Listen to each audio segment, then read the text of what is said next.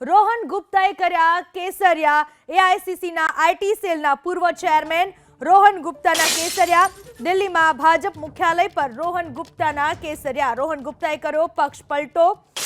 ઉમેદવાર જાહેર થયા બાદ રોહને આપ્યું હતું કોંગ્રેસમાંથી રાજીનામું। પિતાની નાદુરસ્ત તબિયતનો હવાલો આપી ઉમેદવારીનો કર્યો હતો ઇનકાર। રોહન ગુપ્તા પર કોંગ્રેસના નેતાઓએ લગાવ્યા હતા ગંભીર આરોપ। રોહન ગુપ્તા પર કોંગ્રેસની જાણકારી લીક કરવાનો આરોપ હતો અને આ તમામની વચ્ચે રોહન ગુપ્તાએ કર્યો પક્ષ પલટો। એઆઈસીસીના આઈટી સેલના પૂર્વ ચેરમેન છે રોહન ગુપ્તા, જેમણે પક્ષ પલટો કર્યો છે।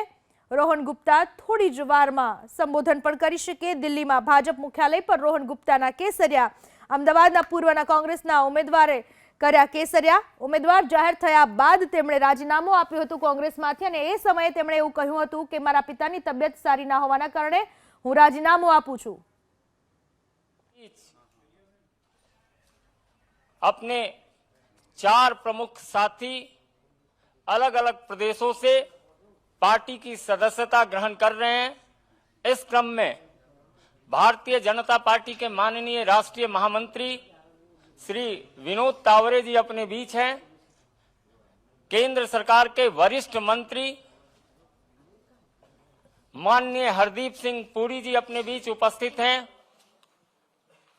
भारतीय जनता पार्टी के वरिष्ठ नेतागण अभी कांग्रेस पार्टी के आईटी सेल के पूर्व प्रमुख प्रखर प्रवक्ता रह चुके और कांग्रेस के घोषित उम्मीदवार भी रह चुके रोहन गुप्ता जी को सर्वप्रथम पार्टी की सदस्यता ग्रहण कराई जा रही है। मेरा आग्रह होगा माननीय विनोद तावरे जी से कि माननीय रोहन जी को सदस्यता पत्र और माननीय हरदीप पुरी जी दोनों व्यक्ति पार्टी की सदस्यता ग्रहण करें।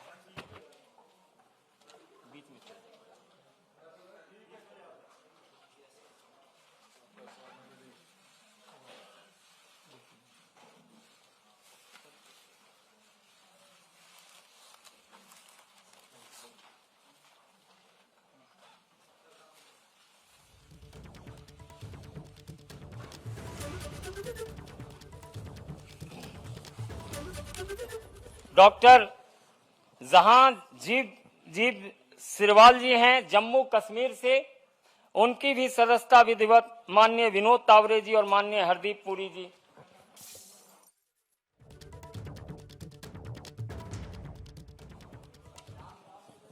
अभी फिर बोलेंगे।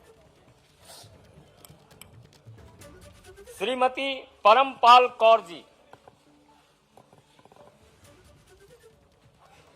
भाई साहब।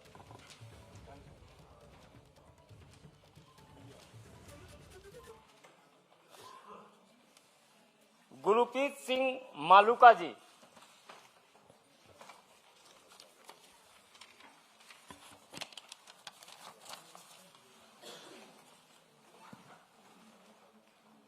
दे दिया ये।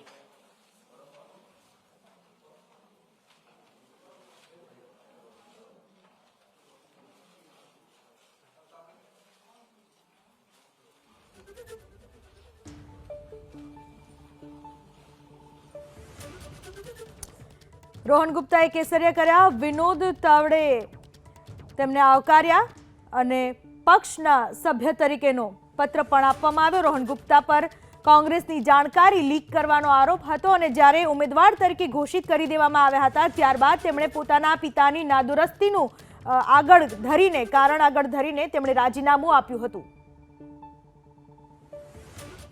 मेरा विनम्र निवेदन है भारतीय जनता पार्टी के राष्ट्रीय महामंत्री श्री विनोद तावरे जी से कि अपने साथियों का अभिवादन भी करें और संबोधित करें। माननीय विनोद तावरे जी। नमस्कार।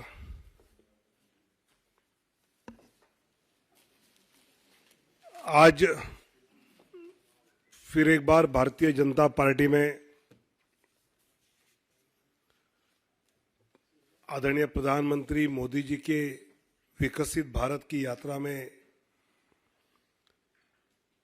कई ताकतवर यात्री जुड़े हैं।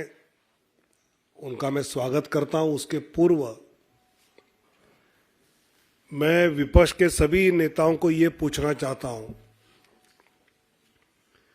कि अभी विपक्ष का जो कैंपेन का स्तर है वो इस प्रकार गिरता जा रहा है कि बस्तर लोकसभा में प्रचार करते हुए मुद्दों पर प्रधानमंत्री मोदी जी या एनडीए पर प्रहार न करते हुए अब मोदी जी मरेगा इस भाषा तक विपक्ष उतर आया है। देश चाहता है कि आतंकवादी मरे, देश चाहता है कि इस देश पर आए हैं और इस बार भी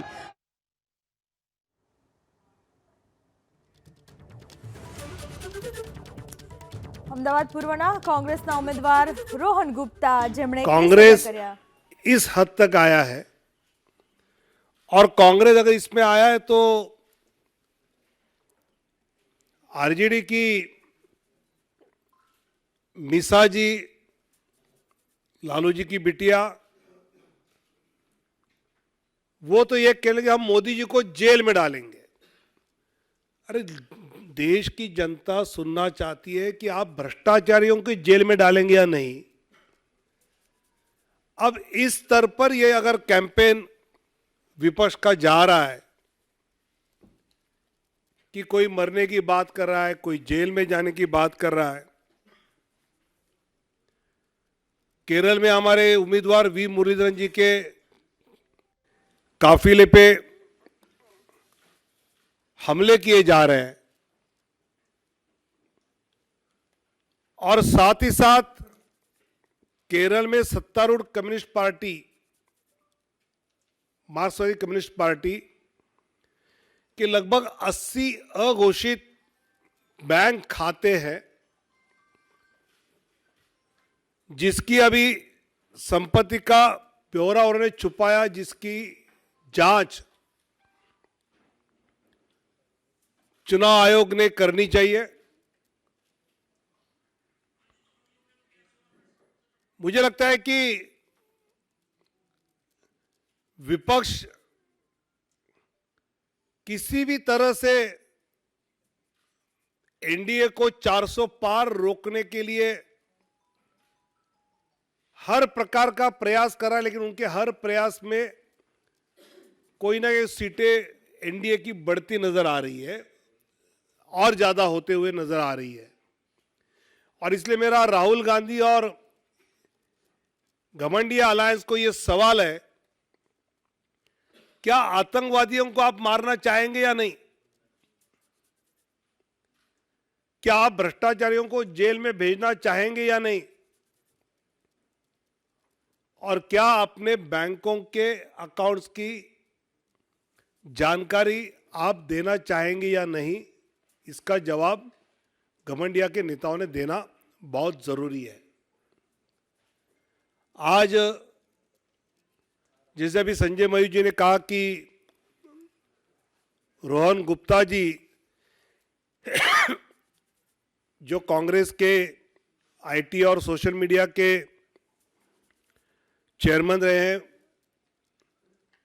काफी वर्षों से सब सोशल मीडिया आईटी कांग्रेस का संभाल रहे थे, नेशनल स्पोक्सपर्सन थे, नेशनल मीडिया कोऑर्डिनेटर थे। ऐसे कांग्रेस की अलग अलग जिम्मेवारियां राष्ट्रीय स्तर पर संभालने के बाद फिर कर्नाटक चुनाव के समय वो मीडिया इंचार्ज, तेलंगाना में वॉर रूम इंचार्ज, ऐसी कई सफल जिम्मेवारियां संभालने के बाद आज रोहन जी भारतीय जनता पार्टी में जुड़े हैं। मैं उनका स्वागत करता हूं और उनकी पूरी क्षमताओं का उपयोग भारतीय जनता पार्टी और आने वाली सरकार में बहुत अच्छी तरह हम कर पाएंगे, ये मुझे विश्वास है। डॉक्टर जहांजेब सिरवाल।